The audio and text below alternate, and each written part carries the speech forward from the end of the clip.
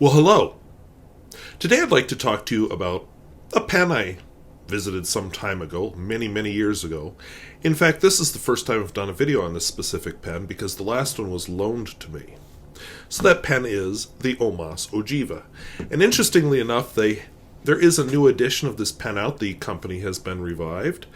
But I have no experience with it. So we're going to look at the old version. So if you're looking for this pen, you're going to have to look at eBay or something like that. Don't expect to find this in pen stores. So let's take a look at the Omas Ogiva. Alright, so this is the Omas Ogiva. My friend is helping to hold it. So Omas Ogiva comes in a nice resin. I know when I first got it, my impression was, ooh, that's kind of cheap, but it's a funny feeling resin. It kind of grows on you like fungus. I've gotten so I like it. I like the looks of it. I like the Greek thing going on here. Apparently the guy that founded Omas, Armano Savoni, something like that, was into the whole Greek thing, so that's why you've got the Greek key design there. And it's kind of like a pillar, with the striations on the side. A little wheel on the clip. Open it up. We get this lovely medium extra flessibile nib, which is Italian for extra flexible. When Omas was still a going concern, they used to make their own nibs, they made their own feeds, a lot of hand manufacturing. I'm not going to get into the whole history of Omas. I'll put a link down below if you're into that kind of thing, if I can find it. So back when this pen was released, they had a whole line.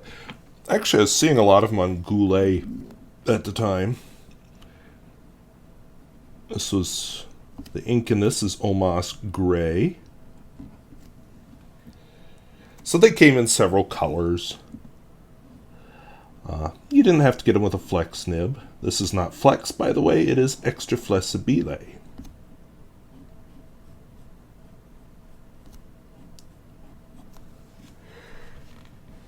So, it gives you a hint of some of the line variations. Some people might push it further than I do, but I'm not into that kind of thing. Wetness and flow. I think you can tell it's a wet pen.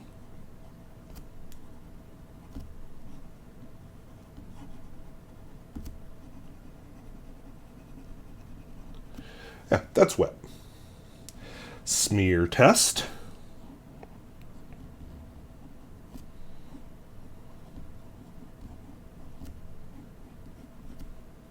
You knew that was going to happen.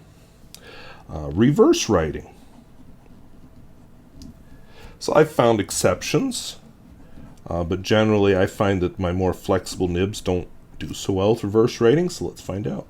Oh, God, that's awful. That was terrible.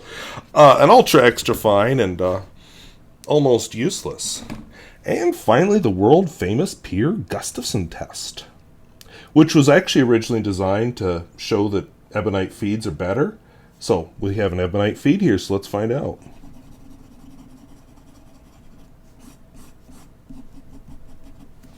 Which I think that kept up quite well.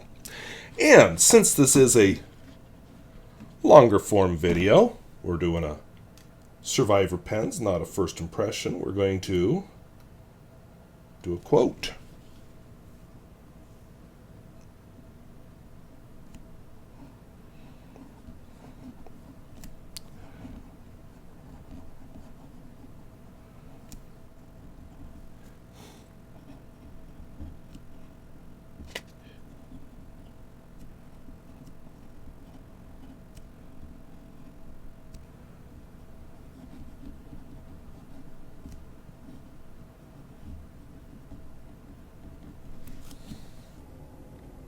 So that was the Omas Ogiva. Interestingly, the pen I bought, I just said, I like this. I really like this, but I don't know if I want that nib or that color. And then I looked, excuse me, because by then a lot of the stock had dried up, because the company had gone out of business. And I found this one at a very good price in the exact color and nib that I had just reviewed and said, oh, I like it, but I could do better. And I enjoy it. I still would like to try a fine extra flessibile. I've gotten so I do enjoy the color very much. So, very happy with this pen. And no, it's not for sale. As far as the pocket test, I don't have a pocket here. I'm going to try and put it on this t-shirt that's inside the sweater, so it's awkward. So don't judge the pen by this, because it does fit over a pocket very well. Holy buckets, there we go. Has a nice wheel on the clip. Feel in the hand is great. The threads on the section don't bother me at all. The resin that the pen is made out of has kind of a nice warmish feel. It just feels good to write with. Of course, the extra flessibile nib gives it some fun character. Just a really enjoyable pen to use. As far as complaints, yeah, the ink gets where I don't want it sometimes, and it's impossible to clean out, and it's a demonstrator, so what are you going to do? And, yeah, I worry about the day when the pen breaks, because all things that move wear out eventually. Can I get it repaired? Omas is no longer a thing. So, I don't know. But then again, I have some vintage Mont Blancs, and can I get them repaired? Don't know. So, I guess that's the risk you run with older pens. So, anyway, do I like it? Yes, very, very much. And so I am very thankful to the viewer who loaned hers to me. So, I'm just going to mention I am so sorry this video has taken so many turns for the worse. So many things that could go wrong did go wrong. Including, there is a memory card with a previous recording of exactly this somewhere in my living room. I just can't find it.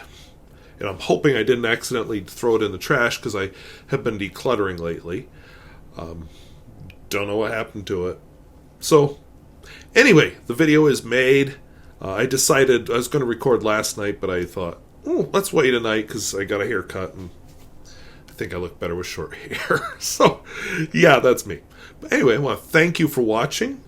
I see on my preview that I look a little yellow, so I'm, with these lights up, of course. So I'm going to work on the white balance. I think I did something to the camera, and we'll undo it, because auto white balance seems to be my friend. So anyway, I want to thank you for watching.